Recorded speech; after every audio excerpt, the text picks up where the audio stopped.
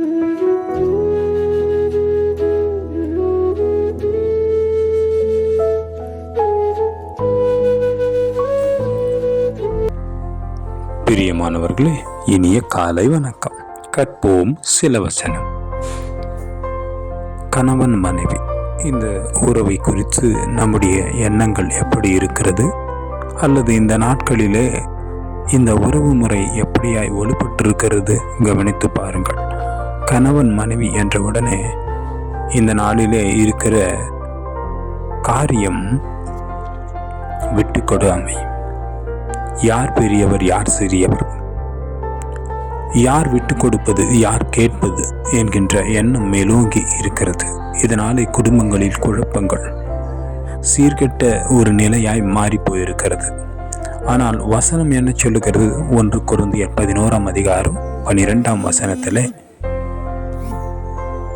ஸ்திரியானவள் புருஷனிலிருந்து தோன்றுகிறது போல புருஷனும் ஸ்திரியினால் தோன்றியிருக்கிறார், சகலமும் தேவனால் உண்டாயிருக்கிறது என்று சொல்லப்பட்டிருக்கிறது.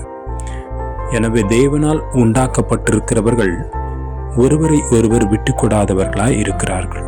ஒருவரின்றி ஒருவர் இல்லை என்பதை குறித்து ஆழமாய் அறிந்திருப்பார்கள். 1 கொரிந்தியர் 11 வசனத்திலே இப்படியாய் சொல்லுகிறது, ஆகிலும் கர்த்தருக்குள் ஸ்திரீ இல்லாமல் புருஷனும் இல்லை, புருஷன் இல்லாமல் ஸ்திரியும் இல்லை என்று சொல்லு. எனவே கர்த்தருக்குள் இருக்கிறவர்களும் இந்த மாதிரியான எண்ணங்களிலே இருப்பார்கள் என்பதை நமக்கு வெளிப்படுத்துகிறது.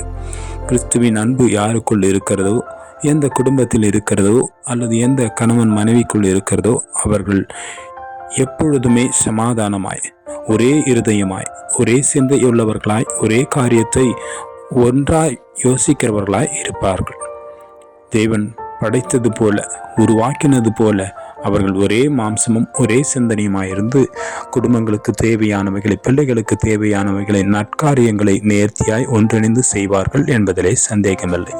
ஆகவே இந்த வார்த்தையின்படி கணவன் மனைவி இந்த உறவுக்குள் சமாதானத்தையும் மென்மேலும் ஒரே சிந்தனையும் வைத்து தேவன் தாமே இந்த நாள் முழுவதும் வழிநடத்துவாராக.